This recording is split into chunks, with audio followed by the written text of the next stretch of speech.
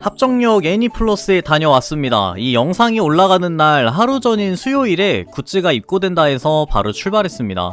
원래는 이른 아침에 가고 싶었는데 오전 업무 때문에 점심시간에 출발했는데요. 갑자기 날씨가 추워져서 이번에는 지하로 입장했습니다.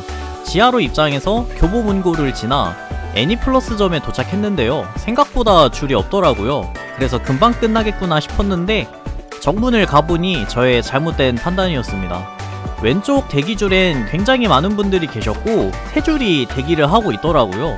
또 외부에서 대기를 하고 있는 줄까지 있었고 가장 오른편 줄이 입장줄이었는데 왼쪽에서 오른쪽으로 이동한다고 생각하시면 될 것 같습니다. 이 역시 많은 분들이 계셔서 쉽지 않겠구나 싶었습니다. 대기줄 앞에 서 계시는 직원분에게 안내를 받고 대기표를 받았는데 표에서는 1시로 입장이 되어 있지만 이미 시간이 많이 밀려서 2시 30분에 줄을 서달라고 하시더라고요. 워낙에 인원들도 많다 보니 정해진 시간에 맞춰서 줄을 세우고 있었습니다. 제가 이때 도착한 시간이 1시였어서 1시간 30분 동안 텀이 생겨버렸는데요. 그래서 뒤편에 있는 허수아비 컴퓨터도 간만에 들르고 아침에 밥도 못 먹고 출발하니 너무 출출한 거예요. 그래서 합정역 지하에 있는 제가 자주 가는 떡볶이집에 가서 떡볶이를 시켰는데 원래는 떡볶이만 먹을래다가 날도 추워져서 그런지 오뎅이 너무 탔났습니다.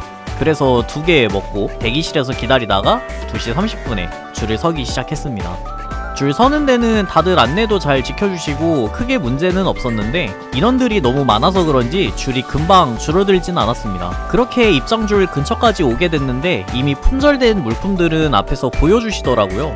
여기서 재고를 볼 수 있는 게 좋았습니다. 벽면 근처에는 우마무스메 콜라보 카페 음식이랑 블루아카이브 카페 메뉴, 그리고 지금 상영 중인 유류캠 극장판이랑 AGF 포스터를 볼 수 있었습니다. 그렇게 1시간 30분을 더 기다려서 4시 15분에 입장했습니다.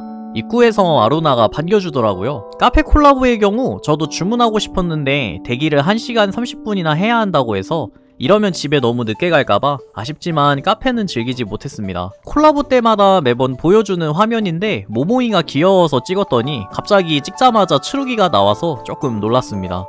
큰 화면으로 보니 살벌하네요. 입구 정면에는 블루아카 일러스트레이터 분들과 스토리를 담당하시는 이사쿠 상님의 사인이 있었습니다. 그리고 가장 위에는 아크릴 목록들과 용화 형님의 사인을 볼 수 있었습니다. 제가 입장 4시 15분 기준으로 아리스 아크릴은 이미 다 팔렸더라고요.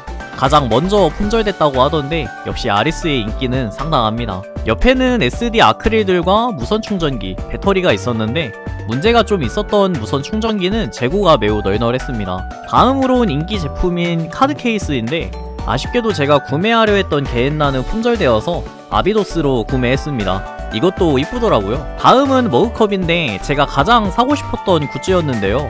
물량을 많이 준비하셔서 종류별로 재고가 매우 많았습니다. 덕분에 걱정 없이 구매했습니다. 옆에는 키홀더나 메모장, 아크릴 세트가 있었는데 키홀더랑 패브릭 실은 이미 다 나갔고 아래에 말려있는 흰색 전등 같은 굿즈는 테피스트리였습니다. 옆에는 담요가 있었는데 담요도 밑에 박스도 하나 더 있을 정도로 재고가 많았습니다. 이렇게 블루아카이브 콜라보 굿즈는 끝나고 옆에는 프린세스 커넥트 디암링 콜라보 제품이 있었는데요. 다양한 캐릭터의 SD 아크릴과 스티커를 볼 수 있었습니다. 이 뒤편에는 러브라이브 굿즈들이 있었는데요.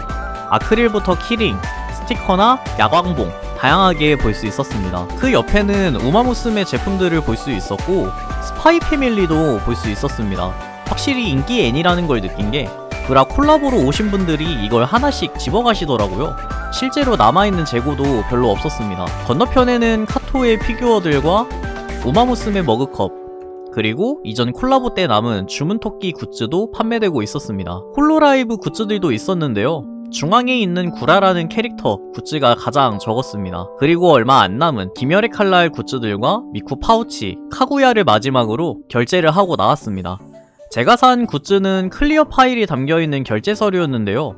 이거 살 생각이 없었다가 퀄리티가 너무 좋아서 자연스레 구매했습니다. 다음은 아비도스 카드 케이스인데요. 개인적으로 제품 퀄리티 자체는 아비도스 카드 케이스가 좀 더 디테일이 살아있는 느낌이었습니다. 매우 만족스러웠고 머그컵은 밀레니엄으로 구매했습니다. 그리고 포토카드도 받았는데 에덴 조약과 1주년 PV 이미지를 받았습니다. 쉽지 않은 블루아카이브 콜라보였습니다. 애니플러스 콜라보는 3주가 지나가는 시점부턴 굿즈 구매줄이 매우 여유로운데요. 블루 아카이브는 워낙에 인기가 많아서 그런지 이전에 했던 홀로라이브와 우마무스메 콜라보 때는 비교도 안 되게 줄 서기가 힘든 것 같습니다. 첫 주의 경우 새벽 대기도 아닌 오픈 전날 밤 10시에 가시는 분들도 봤는데요. 정말 말이 안 나오더라고요. 애니플러스 측에서도 중간에 새벽 대기를 허용해줬다가 금지했다가 수시로 바뀌다 보니 아예 전날에 가버리는 사태가 일어난 거라 생각하는데 너무 과열되어 있지 않나 싶습니다. 블루 아카이브만큼은 온라인으로 판매를 하는 게 맞지 않나 싶네요. 사실 이런 사태가 발생한 원인 중에 한 가지가 있는데요. 바로 대팔렘입니다. 합정동을 기준으로 애니플러스에서 당근을 키시면 이렇게 굿즈를 2배 값으로 판매하는 분들이 여전히 있더라고요. 이런 분들은 입장 시 캐리어를 들고 한 번에 굿즈를 20개씩 구매하고 이러다 보니 역대 처음으로 애니플러스에서 전 물품을 인당 구매 제한으로 변경했습니다. 원래 2주차까지만 하더라도 2~3개의 굿즈를 제외하면 구매 제한이 없었는데 애니플러스에서도 이 문제를 해결하기 위해서 낸 결론으로 보입니다. 이런 문제 때문에 줄 서서 굿즈를 구매하는 분들이 불안함에 더 일찍 가게 되고, 심지어 직장인, 이런저런 사정으로 갈 수 없는 분들은 친구를 통해 하나 정도 구매하는 것도 못하게 되어버렸습니다. 진심으로 이 대팔렘은 매우 역한 짓이니 적당히 했으면 좋겠네요. 이번 영상은 여기서 마치겠습니다. 시청해주셔서 감사합니다.